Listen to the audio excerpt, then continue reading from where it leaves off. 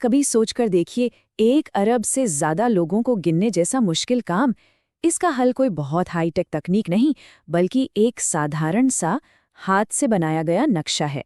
जी हाँ, एक कागज पर खींची गई कुछ लकीरें। ये सवाल सिर्फ आंकड़ों का नहीं है, ये एक देश के भविष्य के लिए बेहद जरूरी है। क्योंकि अगर एक भी इंसान छूट गया तो हो सकता है कि उस पूरे समुदाय तक जरूरी संसाधन ही ना पहुंचे, या फिर राजनीति में उनका सही प्रतिनिधित्व ना हो पाए। तो फिर ये होता कैसे है? चलिए, इस पूरी प्रक्रिया की गहराई में उतरते हैं और देखते हैं कि इतनी बड़ी आबादी को गिनने के लिए किस हद तक की सटीकता की जरूरत पड़ती है। मतलब साफ है, यहाँ सफलता का पैमाना एकदम सीधा है। हर घर तक पहुंचना है, पर सिर्फ एक बार। इस पूरे ऑपरेशन की नींव इसी एक बात पर टिकी है। यहाँ गलती की कोई गुंजाइश है ही नहीं। अब इतनी बड़ी चुनौती का सामना करने के लिए एक तरीका अपनाया जाता है जो सुनने में तो बहुत सरल लगता है, लेकिन है अविश्वसनीय रूप से असरदार। इसे कुछ इस तरह समझ सकते हैं जैसे एक बहुत बड़ी पहेली को छोटे छोटे मैनेजेबल टुकड़ों में बांट दिया गया हो। हर टुकड़े को कहते हैं हाउस लिस्टिंग ब्लॉक या HLB, और हर प्रगणक यानी गिनने वाले के पास अपनी पहेली का एक टुकड़ा होता है जिसे उसे सुलझाना है। ये तस्वीर दिखाती है कि असल में एक हाउस लिस्टिंग ब्लॉक कैसा दिखता है। ये एक साफ तौर पर तय किया गया इलाका है जिसकी पूरी जिम्मेदारी सिर्फ एक गणक की होती है। एक तरह से ये उस गणक का अपना छोटा सा ब्रह्मांड है। तो इन नक्शों में आखिर होता क्या है?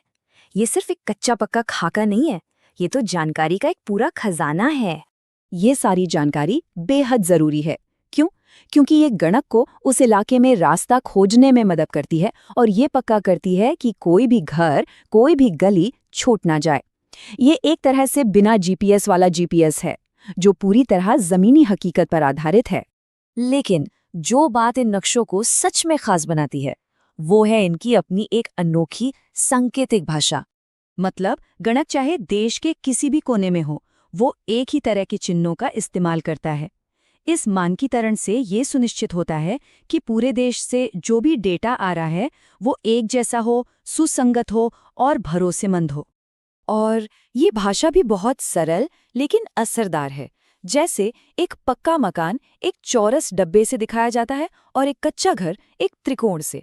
अगर कोई इमारत गैर आवासी है, मतलब वहां कोई रहता नहीं है, तो उस चिन्ह के अंदर बस कुछ लाइनें खींच दी जाती हैं। देखिए, एक छोटा सा चिन्ह कितनी सारी जानकारी दे देता है। यही सांकेतिक भाषा पक्की कच्ची सड़कों, रेलवे लाइनों और नदियों जैसी चीजों के लिए भी इस्तेमाल होती है। हर चिन्ह को एकदम स्पष्ट और सटीक जानकारी देने के लिए ही डिजाइन किया गया है। और हाँ, समुदाय के जरूरी स्थल भी बहुत महत्वपूर्ण हैं। मंदिर हो, स्कूल हो या पोस्ट ऑफिस, ये गणक के लिए एक एंकर पॉइंट की तरह काम करते हैं, जो ये पक्का करते हैं कि वो सही रास्ते पर हैं और भटके नहीं हैं। तो अब सवाल ये है कि ये नक्शे बनाए कैसे जाते हैं। ये सिर्फ कोई चित्रकारी नहीं है, बल्कि एक बहुत ही व्यवस्थित और सटीक प्रक्रिया है। देखिए, गणक एक जासूस की तरह अपने इलाके के चप्पे चप्पे को समझता है।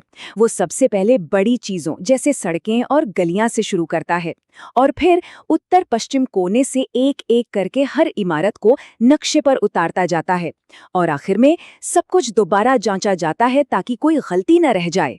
हर गणित की शुरुआत इसी मानकीकृत शीट से होती है। ये एक खाली कैनवस की तरह है जिस पर एक पूरे समुदाय की कहानी बहुत सावधानी से लिखी जाएगी। और ये है अंतिम नतीजा, एक विस्तृत और सटीक नक्शा जो जमीन पर मौजूद हर इमारत तक पहुंचने का रास्ता दिखाता है। ये इंसानी मेहनत और बारीकियों पर ध्यान देने का एक बेहतरीन सबूत है। तो इस पूरी मेहनत का आखिर मतलब क्या है? ये सिर्फ एक नक्शा बनाने से कहीं ज्यादा है। ये तो देश के भविष्य के डेटा की नींव रखने जैसा है। जनगणना के दौरान गणक के लिए यही नक्शा सबसे जरूरी दस्तावेज होता है। यही वो चीज है जो ये पक्का करती है कि कोई भी घर पीछे ना छूटे। ये डेटा की सच्चाई की पहली और सबसे मजबूत कड़ी है। एक साधारण हाथ से बने नक्शे का असर बहुत दूर तक जाता है।